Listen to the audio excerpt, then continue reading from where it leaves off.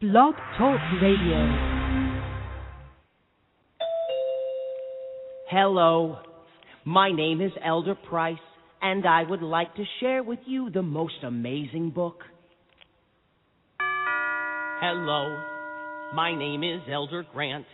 It's a book about America a long, long time ago. It has so many awesome parts, you simply won't believe how much this book can change your life. Hello, my name is Elder Green. I would like to share with you this book of Jesus Christ. Hello, my name is Elder Young. Hello, did you know that Jesus lived here in the USA? You can read all about it now. Hello, in this nifty book, it's free. No, you don't have to pay. Hello, my name is Elder Smith. Hello, my name is Elder Bundy, and this is Voices from the Dust Radio for Monday, the 30th day of September, 2013. We welcome you to our show. Today we're sharing the reason for the hope that lies within us, the reason why the Latter-day Saints are Christians, and why you should be too. Today we want to talk about the breaker in Micah chapter 2, 12, and 13. We postponed this till today, even though some of our show descriptions indicated that we would be discussing it last week. We didn't get to it, and so those are a little misleading, but hopefully this week we will. Now, before I get started, I wanted to mention that there's breaking news, so to speak, that's pretty exciting to us. The church First Presidency has decided to release the minutes to the Council of the 50 so that the scholars can use them in footnotes and references in the Joseph Smith project, the Joseph Smith Papers project, and then eventually actually even publish the minutes to the public, to the Council of 50. So this is exciting news indeed. Those have been withheld for over 170 years, 170 some odd years maybe, and approximately since Joseph Smith he instructed William Clayton to his secretary to burn those records because he was afraid of the implications and how they would be misinterpreted and misused in the trial, because he was on his way to Carthage. And but Clayton did not burn them. He buried them instead, and so they made their way to the Rocky Mountains with the saints, and there the First Presidency locked them up in a safe where they've been ever since, I presume.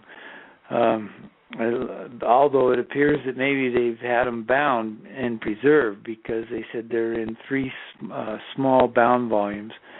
At any rate, that's pretty exciting news. Well, but today we're going to be talking again, as I said, about the breaker in the book of Micah.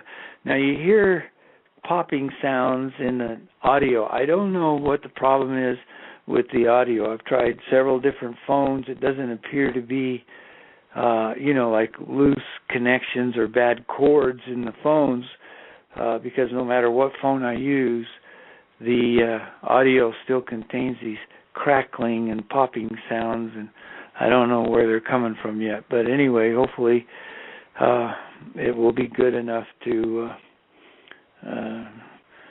it will be something that won't be too distracting, because I can hear it in my ear now, so I know that it's probably going to come out in the actual audio of the program. But in the meantime, we're going then to chapter 2 of Micah. Now, we've seen how this obscure passage of Scripture in the Old Testament fits the story of Joseph Smith as a servant of the Lord, whom he sent to gather the strength of his house in the parable. He sent them after the hedge is broken down, which we interpret as the Constitution, the U.S. Constitution. Then the servants arise who are sleeping. They arise and flee, and the 12 trees, which we interpret as the 12 offices of the apostles of the Church of Jesus Christ of Latter-day Saints, are broken down, and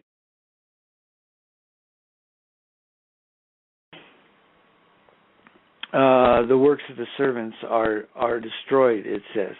But then the Lord comes and says, what's the cause of this great evil? And we, of course, realize that it's because that the tower wasn't built, so he reprimands them for not having kept his commandment and building the tower, and we then interpret the tower as this council of the 50, which they laid the foundation for, and they started but never finished. And so as a result, they didn't understand the nature of the enemy, and were not able then to prepare and make ready for the coming and prevent the vineyard from falling in to the hands of the enemy when he snuck up on him. We've talked about that now for a couple of weeks, but here now we get to the part where the Lord then calls one of his servants, which is later identified in section 103, verse 21, of the Doctrine and Covenants, as Joseph Smith Jr., the prophet of the Restoration. So in the parable, he sends him then to gather the strength of his house, his warriors, his young men, his middle-aged men, and to march then to his occupied vineyard, where the enemy now occupies it, and we have no idea how long that period of time is. But he commands them to break down the hedge of the enemy there, throw down their tower, and scatter their watchmen. And so then when the land of Zion is redeemed by this military force, the servants of the Lord will be free to build the holy city, New Jerusalem, in Independence, Missouri, the center place of Zion, to which the house of Israel will gather. And the scriptures are replete with references to the glory of that gathering. And this is all before the second coming of Israel, of the Messiah, Ben David, which is will destroy the wicked and usher in the millennium.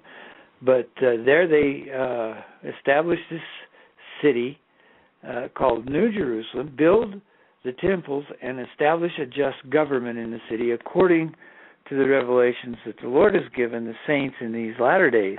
But we see that the Jews, we've read about the Jews, have this tradition in their Midrash, where the Midrash is the commentary, the Jewish commentary on their scriptures. But the rabbis have seen that there are actually two anointed ones, two messiahs, if you will. The one is the servant of the other, the forerunner of Messiah ben David, which of course we know is Jesus Christ, the Son of God, and who was born in Bethlehem and raised in Nazareth and crucified in Jerusalem, there in the Holy Land. And there's no doubt who that is. But then the forerunner, remember, his disciples asked him about, they thought it was strange that he had come, and they knew that he had come, but the prophets had taught them that all things had to be restored first, and that there would be a forerunner to do that, see, in the spirit of Elias. It was called Elias. So they said, why do the rabbis then teach that Elias must come first and restore all things. And then, of course, the Lord said, well, he has come first. He didn't say that he restored all things. He just said that he had come first, and they have done unto him whatsoever they listed to do, and that was, they knew then that he had referred to John the Baptist, that John the Baptist was the forerunner of Jesus Christ, the Messiah ben David, who came in the meridian of time and sacrificed his life for all those who believe in him. But remember, of course, his promise to return, even as he left. Remember, the disciples saw him, the apostles saw him ascend into heaven in the clouds, and the angels stood by and say, "Ye men of Galilee, why are you standing here looking forth, into the heavens? He shall," I can't remember exactly how to quote it, but paraphrasing it, Jesus shall return in the clouds, just as you've seen him ascend into heaven. He shall descend from the heavens. So we know he's coming back, he's returning, but when he does, he returns not as the humble shepherd of Israel, but as the king of Israel. And the Jews understood this, but they didn't understand it perfectly. And so they were confused, and especially the leaders of the Jews really probably didn't believe it all that much, but who were more interested in their power and their positions didn't understand that the Messiah was coming and in those two modes, so to speak. So they thought they were justified in crucifying this blasphemer from Nazareth. Well, at any rate, they had this tradition of a forerunner, someone who would come before the king, as well as the humble shepherd and the lamb, to be sacrificed. When John the Baptist came to prepare the way for the lamb, there would also be one in the spirit of Elias who would come to prepare the way before the king. That's the part that now the Gentiles don't understand, even today. I mean, the Jews didn't understand his first coming, and now the Gentiles don't understand his second coming, see.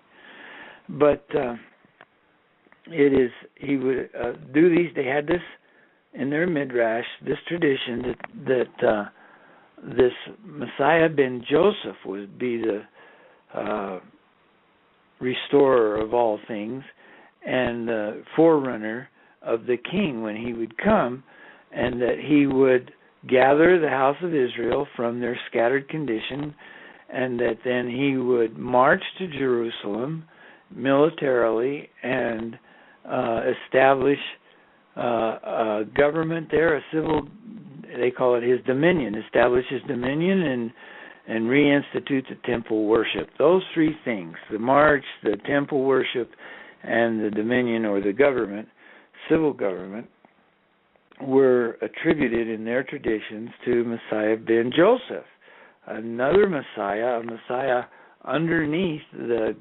Messiah ben David, and in fact his suffering servant. So all this becomes confused for the students of the Bible until the Lord sends down righteousness from heaven and sends forth truth from the earth to clarify it.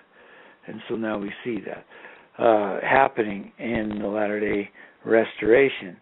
So so then when New Jerusalem is established, then in the Book of Mormon and in the Bible and in the Doctrine and Covenants and all the Scriptures, we read that the power of heaven will come down among them, and Jesus himself will also be in their midst as they gird up their loins, looking forth to his coming in glory. See, they're preparing for the coming of Christ to usher in the great millennium of peace and bringing with him the Zion from above. Recall that Enoch's Zion, the city of Enoch, was translated, removed from the earth, and they have been wherever they've been. They haven't been on the earth, but they're coming back with Christ at his second coming to inherit the earth and finish the work that is cut out. So,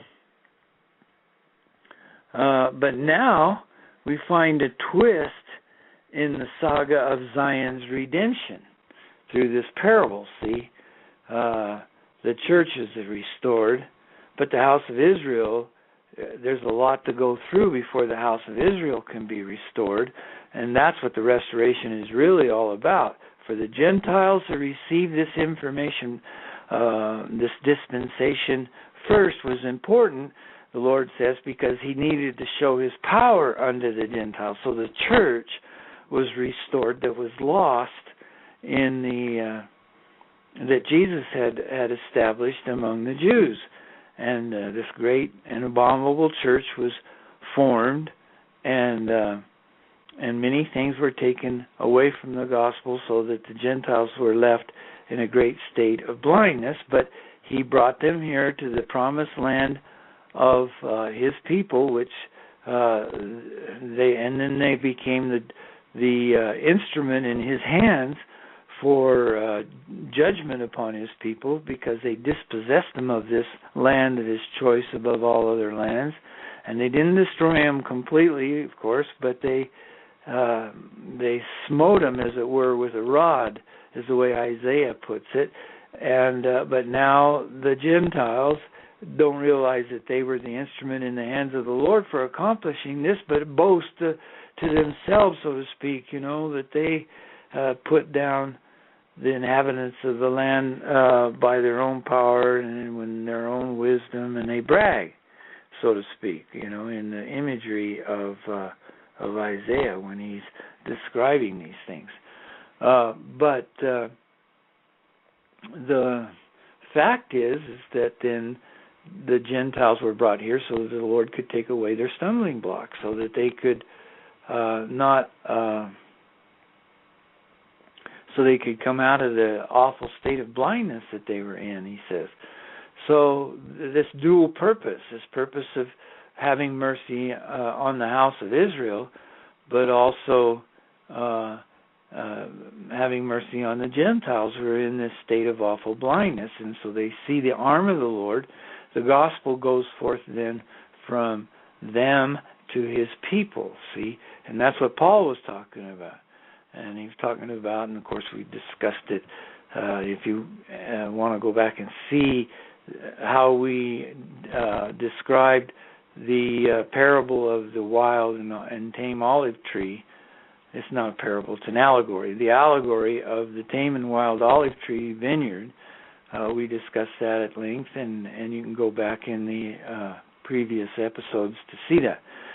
And understand that. But the point is that the church was established. The Father said he would, if the Gentiles would soften their hearts, he would establish his church.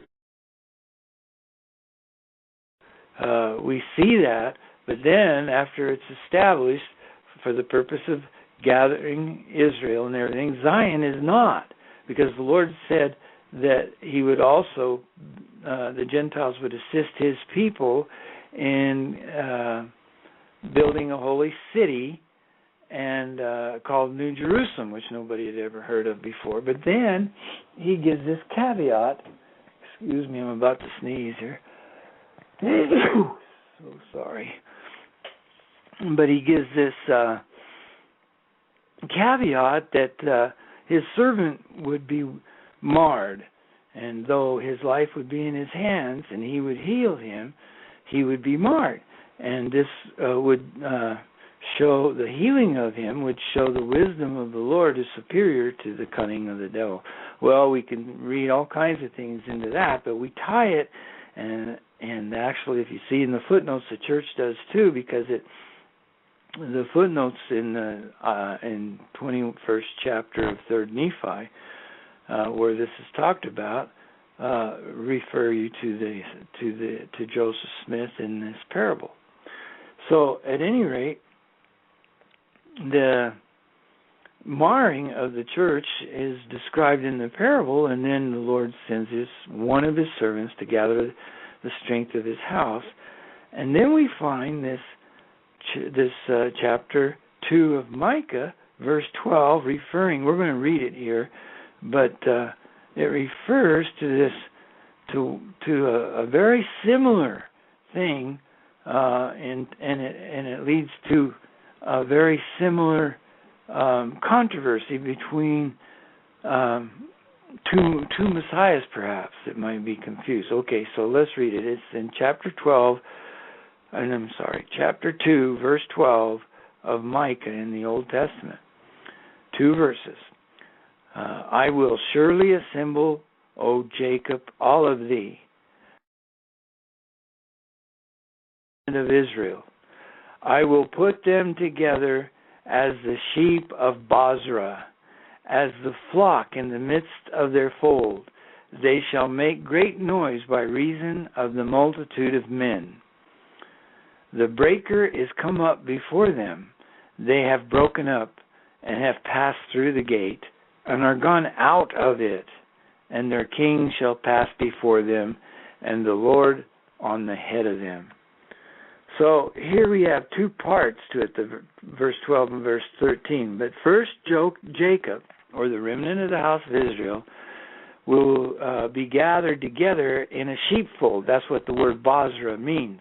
It means sheepfold, but it's a special sheepfold because, and it's often referred to as the lesser sheepfold, that is in the land of Edom, where that it was the land of the descendants of Esau, the brother of Jacob, and so that's pretty strange that they're in the sheepfold of Bozrah, but then they shall, it says, come forth from that sheepfold when the breaker breaks it down. Now, when you study how they used to do these things in the old days, the shepherds would often pin up the sheep in a sheepfold and with stones. In fact, you can see pictures of that online.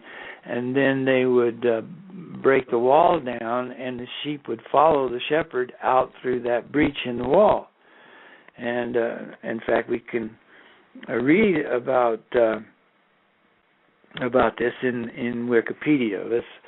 In Wikipedia, it explains Bozrah, what it was meant. Bozrah, it says, was the capital city of Edom. Now, isn't that strange that the Lord would say He would assemble Jacob in Bozrah, which is a sheepfold, but it's also the capital of his brother Esau. It's the capital city of Edom. According to the Old Testament, it goes on to say, the city was the homeland of Jacob's twin brother Esau. Bozrah means sheepfold and was a pastoral city in Edom, southeast of the Dead Sea. And these were the kings, he's quoting now from the Bible, and these were the kings who reigned in the land of Edom before the reigning of a king over the sons of Israel. And Bela died, and Jabab, the son of Zerah, from Bozrah, reigned in his place. That's from Genesis chapter 36, verses 31 through 33. The prophets Amos and Isaiah predicted Bozrah's destruction. And they read this from Amos chapter 1, verse 12. But I will send a fire against Teman, and it shall devour the palaces of Bozrah. All right, and then according to Isaiah chapter 63, which the non-LDS Christians are, of course, very attuned to, it says that the Lord will come from Edom, which is modern-day Jordan, and Bozrah, which used to be the capital of Edom, on the day of vengeance and the year of redemption. And that comes from Revelation, or refers back to Revelation chapter 19, verse 13. But if you read Isaiah, the whole thing of Isaiah chapter 63, it is obviously referring to the second coming of Christ. So you can see why the non-LDS Christians associate these two events with the Messiah. But we read into it, or we can read into it, that there are two persons here, and this does not refer to the Bozrah at the coming of Christ, which will be where he will destroy it, but it refers to a prior event. Now, in Isaiah chapter 34, we read, starting with verse 6, "The sword of the Lord is filled with blood. It is made fat with fatness, and with the blood of lambs and goats, with the fat of the kidneys of rams. For the Lord hath a sacrifice in Bozrah, and a great slaughter in the land of Idumea," which is Greek for Edom, Latin for Edom. And so now we see this sacrifice. So we have two pictures of Bozrah. One is a great slaughter and a sacrifice. The other is a Bozrah deliverance, if we will, where the house of Israel, penned up in Bozrah, is then led out by the breaker with the Lord at the head of them. So this is very, very important to understand the distinction here. And it goes on in verse 7 to say, "And the unicorn shall come down with them, and the bullocks with the bulls, and their land shall be soaked with blood, and their dust made fat with fatness. For it is the day of the Lord's vengeance, and the year of recompense for the controversy of Zion." So we can see with our additional insight with what the Lord has revealed to us that we're talking about two different events here. One where the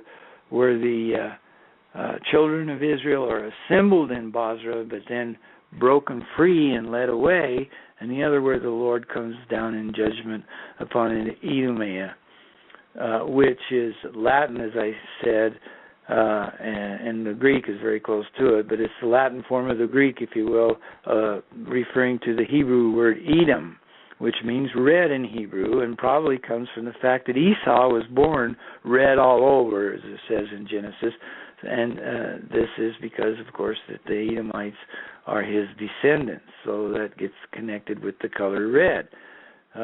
There's something very, very weird about that too, because we call the communists red, and though no one would ever have guessed it, it seems that they are associated with the Esau today. But we'll talk about that maybe later on this week.